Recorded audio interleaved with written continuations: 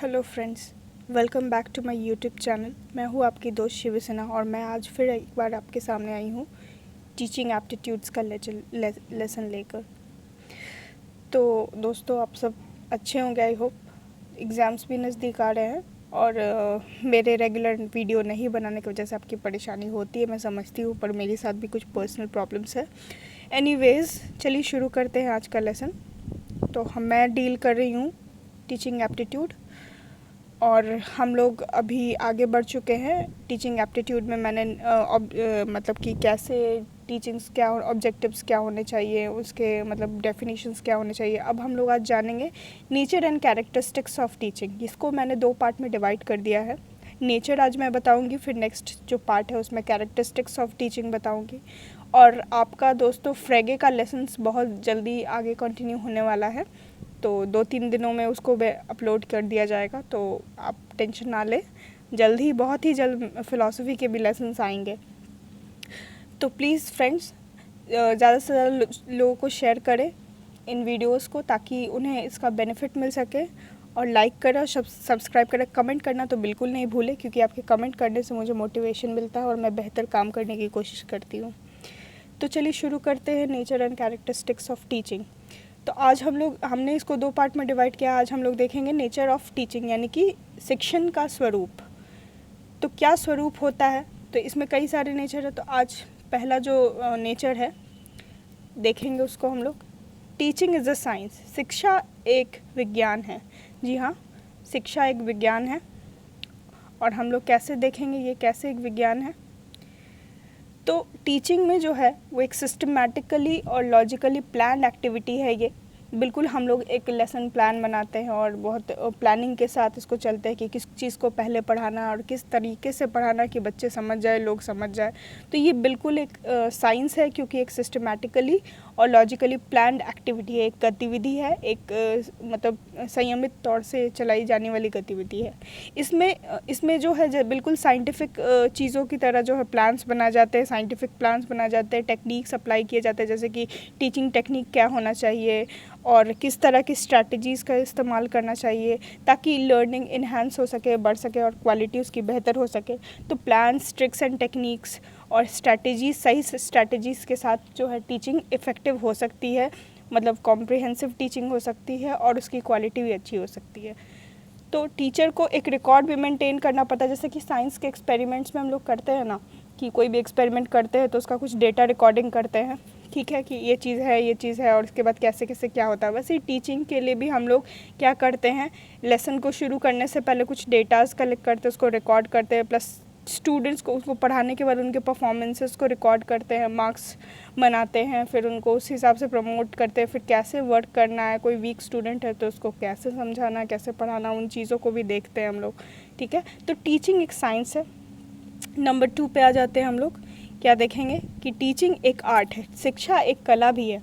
वो साइंस के साथ साथ, विज्ञान के साथ साथ एक कला भी है, ठीक है, क्योंकि इसमें हम लोग क्रिएटिव चीज़ों को भी देखते हैं। तो देखते हैं, ये क्रिएटिविटी, टीचर की क्रिएटिविटी पर डिपेंड करता है कि वो बच्चों को किस तरह से पढ़ाता है, किन मेथड से पढ़ाता है। मैंने 2 तरह के मेथड्स के बारे में बात किया था पिछले क्लास में, कि टीचिंग 2 तरह से हो सकता है, formal teaching and informal teaching.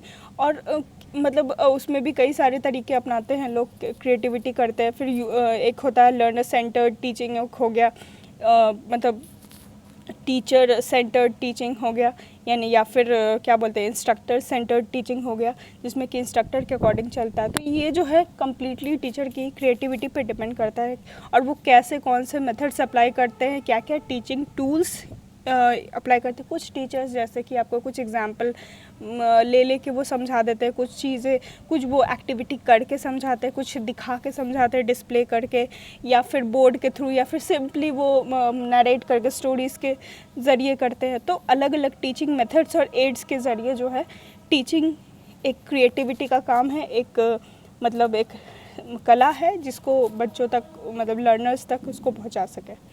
फिर ये इन्वॉल्व करता है स्ट्रैटेजीज़ को रिक्वायरमेंट के अकॉर्डिंग एडजस्ट करने का, यानी कि किसको कितना ज़रूरी है क्या चीज़, किस तरह से उसको बताना चाहिए, क्या कौन सा लर्नर कितना कैपेबल है सीखने के लिए, तो उस अकॉर्डिंग स्ट्रैटेजीज़ को हम लोग एडजस्ट कर सकते हैं उनके लेवल को देखते हुए, उनके पर्सनालिटी को देखते हुए और वो इन्वायरमेंट को देखते हुए कि कितना रिक्वायरमेंट है स्ट्रैटेजीज़ को मतलब एडजस्ट करने का, वो देखते हुए।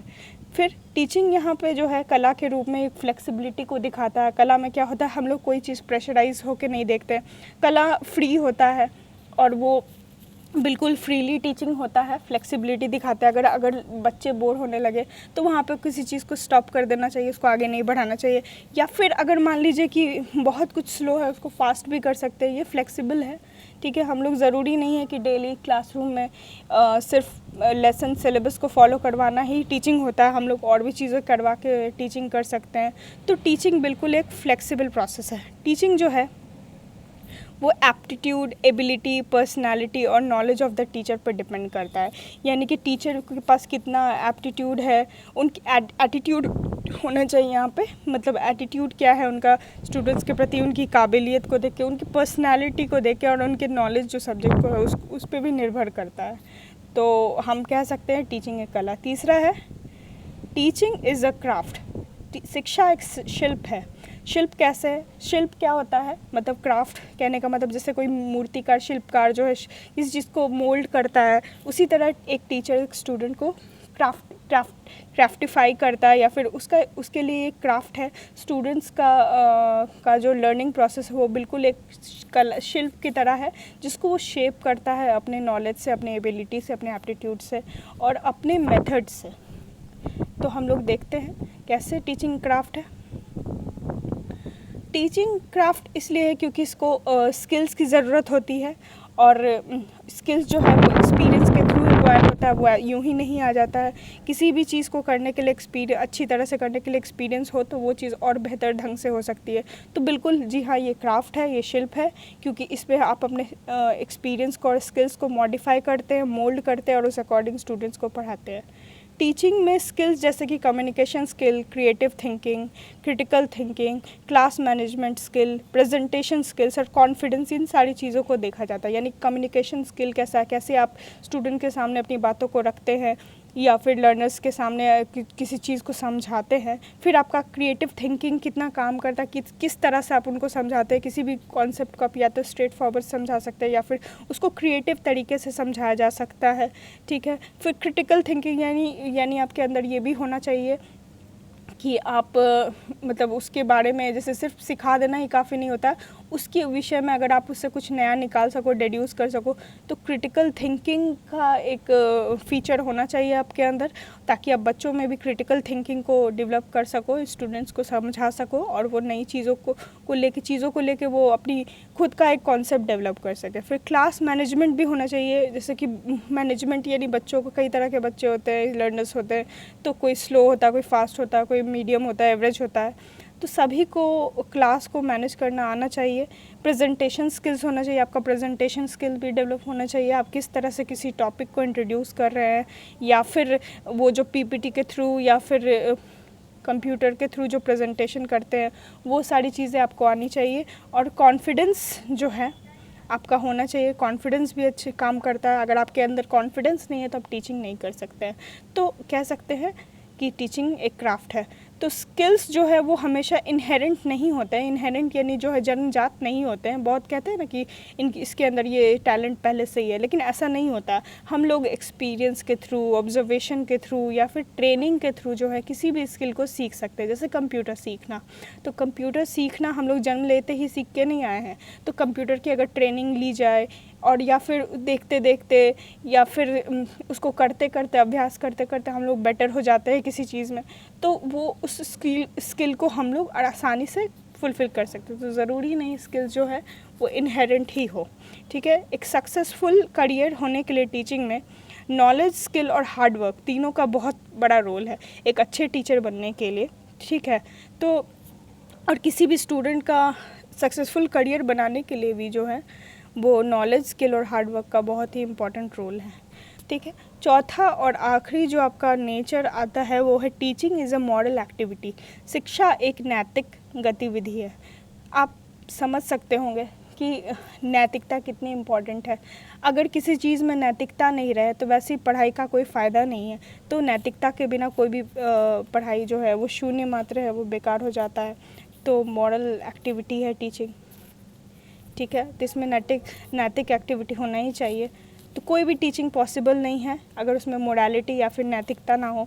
आप अगर कोई काम नैतिक, अल्टीमेटली हमारा जो है इंटेलेक्चुअल क्वेस्ट क्या होता है, हमारी जो अंदर की जो जिज्ञासा है वो हम किसी भी काम को सही या गलत के मापदंड पे तौलते हैं। तो नैतिकता हमारे लिए बहुत ज़रूरी है। तो किसी भी टीचिंग में जो है वो नैतिकता तो बिल्कुल होनी ही चाहिए। और बच्चों को भी वो सिखाएंगे। अगर कोई नैतिक व्यक्ति नहीं है तो वो बच्चों को अच्छी बातें क्या सिखाएंगे, लर्नर्स को क्या सिखाएंगे और क्या आगे उसको उनका करियर शेप करेंगे। तो पर्पस क्या होता है एजुकेशन का, जनरली होता है, कहते हैं ना इस बच्चे में संस्कार नहीं है, ये इसका मतलब ये नहीं होता कि वो कम पढ़ा लिखा, मतलब उसके अंदर नैतिकता नहीं है। या फिर किसी व्यक्ति के अंदर कहते हैं इस व्यक्ति में संस्कार नहीं है, तो कहने का ये अर्थ होता है कि उसके अंदर जो है वो नैतिकता की कमी है, ठीक है। तो पर्पस क्या होना चाहिए, ऑल राउंड डेवलपमेंट होना चाहिए स्टूडेंट्स का। वो पूरी तरह से सीखे, सब कुछ जाने और उनका पर्सनालिटी के साथ साथ जो है उनके अंदर मोरल एबिलिटी भी आए, ताकि वो सही गलत का फ़र्क समझ सके। एक टीचर को जो है मतलब बिल्कुल भी सिलेबस तक नहीं रहना चाहिए।